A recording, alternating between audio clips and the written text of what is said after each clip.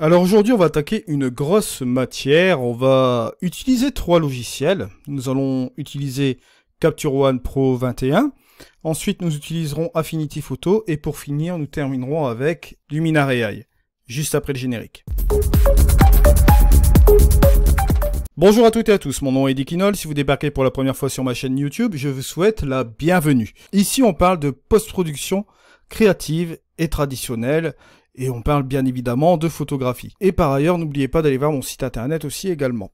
Alors, sans plus attendre, ici, on se retrouve donc dans Capture One et je vais vous expliquer une petite astuce. Pour gagner des mégapixels, si vous savez tourner le poignet, vous allez gagner des mégapixels en 2 minutes. Ici à l'écran, vous avez donc une photo du premier spot que je vous ai montré là, du projet 2.0. Vous avez bien entendu deux photos, d'accord ? Avec le petit tourné de poignet, comme je vous ai dit préalablement, en fait, c'est-à-dire que bon, vous mettez votre appareil photo sur trépied et vous faites pivoter, bien entendu, pour avoir deux expositions et pour pouvoir les coller juste ensuite. Et forcément, si vous les collez, vous gagnez des mégapixels. On est ici dans Capture One. La première chose que je vais faire ici, c'est partir dans l'outil couleur. Et je vais aller tout simplement aller chercher ma courbe, bon, la standard, négative standard. Et là, par définition, on va pas avoir du mal à retrouver des informations dans les ombres. Vous allez voir, ça va aller tout seul. On va aller ici, on va tout simplement dégager un petit peu les ombres. Voilà, juste un petit peu comme ceci. Il va sans dire qu'on a un fichier qui est relativement propre. D'accord, bon, on va pas trop tirer, mais bon, on va y aller quand même un petit peu. On va baisser un peu nos hautes lumières, juste comme ceci.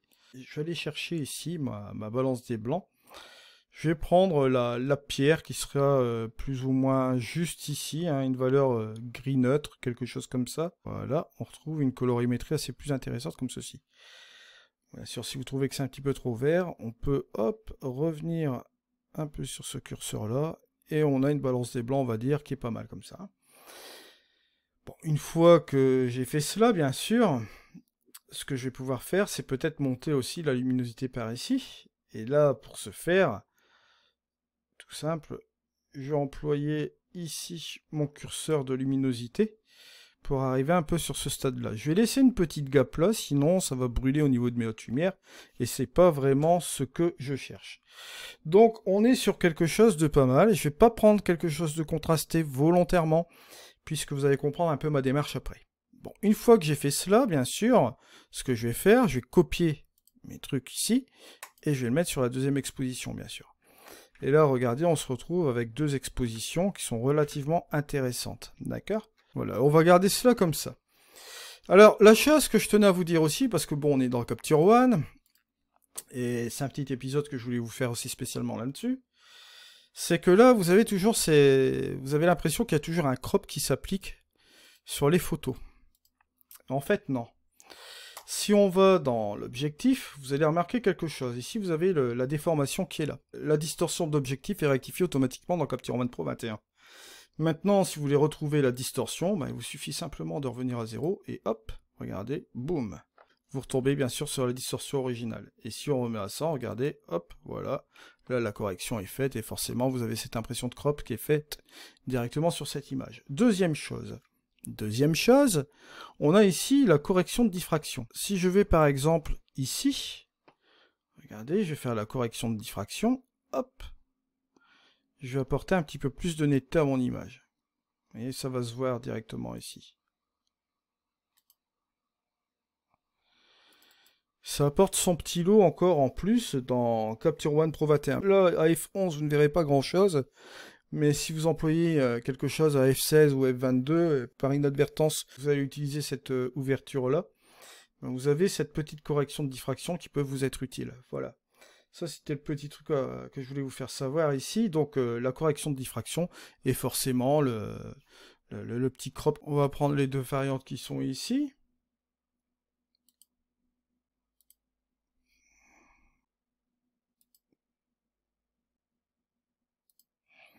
Là, on va pas ouvrir avec Affinity Photo, on va ouvrir le programme Affinity Photo après pour les faire rentrer manuellement pour faire le collage de panorama. Et on va faire tout simplement exporter, fichier, nouveau panorama, addition, sélectionner les deux expositions, voilà, assembler le panorama, bien sûr. Voilà, on va faire OK. Produire le panorama, bon, vous allez voir qu'il va le faire, voilà, tranquillement. Alors, il y a deux possibilités. Hein, on peut retoucher les zones manquantes, d'accord, ou on peut simplement cropper. Donc, je vais faire un petit crop. Je vais tout simplement couper ici, voilà, et couper là, juste comme ceci, hein. Là, et un petit peu là, voilà, on sera bien comme ça. Et on va faire tout simplement appliquer. Voilà, et on a notre panorama qui est fait, bien sûr. Donc, vous voyez, c'est un petit peu la grosse bêtise, comme je dis toujours, de calculer le nombre de mégapixels. Bon, là, c'était fait avec un APS-C, avec un objectif, un kit lens, hein, c'est la XC15 45 mm en APS-C, bien sûr. Et voilà, bon, vous obtenez ce panorama-là, bon, c'est fait, quoi. Ok, donc la guerre aux mégapixels, bon, ça sert à rien, on va dire. On va aller maintenant dans Filtre, on va aller se rendre dans Module, et on va aller directement dans Luminary AI, d'accord? Je sais que sur iMac, pour iMac, vous devez exporter le TIFF et l'importer manuellement dans Luminary AI. Donc c'est la même procédure mais manuellement. Bon voilà, là on est dans Luminary AI et là on se retrouve avec notre beau panorama. Et là je vais vous montrer comment on va gagner du temps en quelques minutes. Parce que là, on a les modèles, eh ben, on nous fait une proposition de modèle. Je vais essayer de regarder dans les modèles qui sont là. Bon, celui-ci n'est pas mal du tout. On a la correction rapide. Ah, regardez, la correction rapide. Voilà. Avant, après. Avant, après. Vous voyez, on a retrouvé de l'éclat ici directement dans notre panorama, sans s'embêter, vous voyez, juste en 2 minutes, avant et après.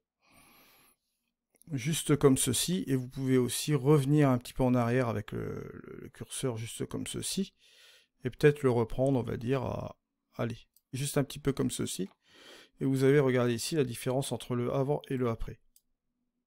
Juste la petite touche finale, je vais cliquer sur appliquer. Ça va retomber un peu sur les calques. Il a appliqué automatiquement le calque de Luminary AI. J'aurais dû faire une copie préalablement de ce calque-là avant de l'envoyer dans Luminary AI, bien sûr. Mais là, bon, on l'a appliqué directement hein, pour gagner un petit peu plus de temps. On pourrait pourquoi pas appliquer les niveaux. Juste comme ceci. Hein, pour accentuer un petit peu plus les contrastes.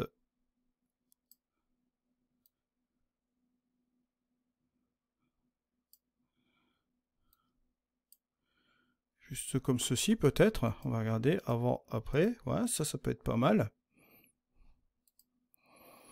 Voilà, et on en arrive un petit peu sur ce résultat-là. Juste pour vous dire que, bon, comme vous le voyez ici, vous voyez donc ici qu'avec un boîtier APS-C, avec une lance, on va dire une kit lance, eh ben, on est capable de faire un panorama, on est capable de coller 2 photos verticales, et bon, bah forcément, ça augmente le nombre de mégapixels. Pour ceux qui sont furieux avec les mégapixels, bah, vous voyez, ça les calme un peu. On se retrouve pour une nouvelle vidéo, c'était dit, allez, ciao!